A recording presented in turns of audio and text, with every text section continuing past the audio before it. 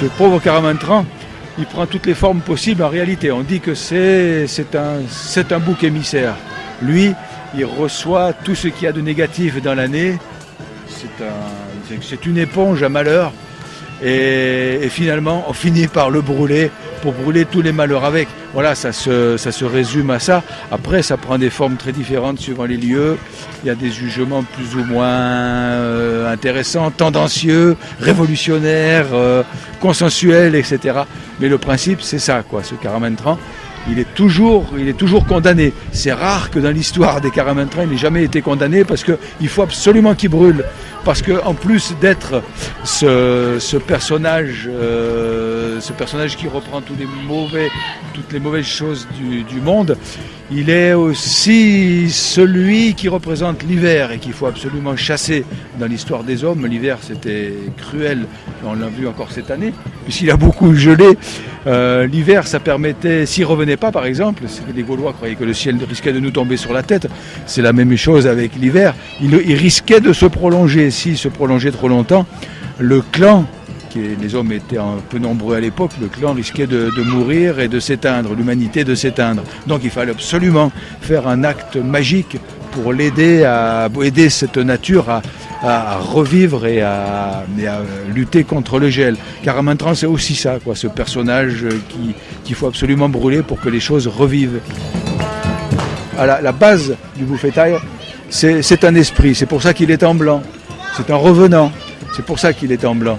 Et dans son soufflet qui jette de la farine, qui est aussi blanche, il retient les âmes.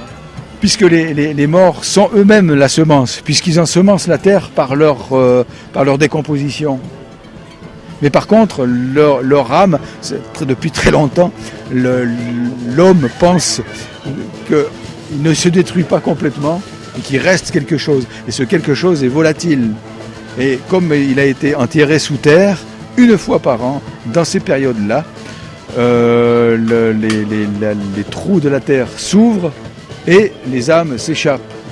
Et les âmes s'échappent et les âmes sont représentées par les bouffétailles, par ces âmes blanches. Et alors effectivement, eux-mêmes ensemencent, c'est eux qui ont ensemencé, c'est eux qui ont permis la vie des gens qui vivent aujourd'hui. Donc ils sont le symbole de cette semence. Et ils viennent nous rendre des comptes, ils viennent demander des comptes plutôt.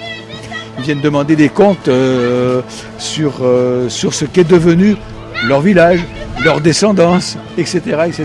Ce qu'ils ont, leur liberté, s'ils en ont conquis, etc.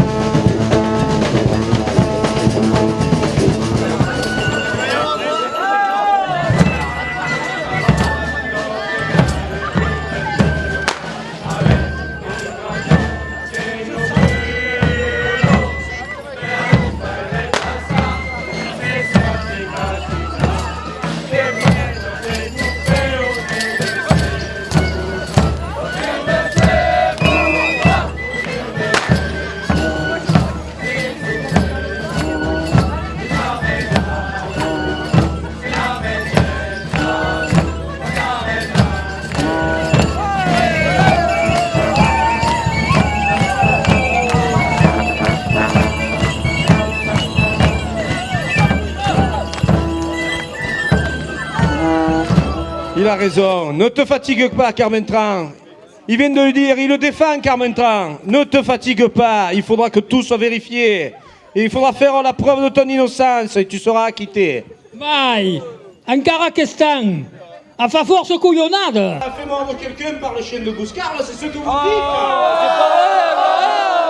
Enfin, Caramantran, tu vas être jugé devant un tribunal composé du public et on aura prouvé de tes fautes. Et puis Caramantran, tu as obligé les habitants à bouffer le canasson. Est-ce pour la crise? Maintenant tu obliges les bouffétaires à tirer la remorque.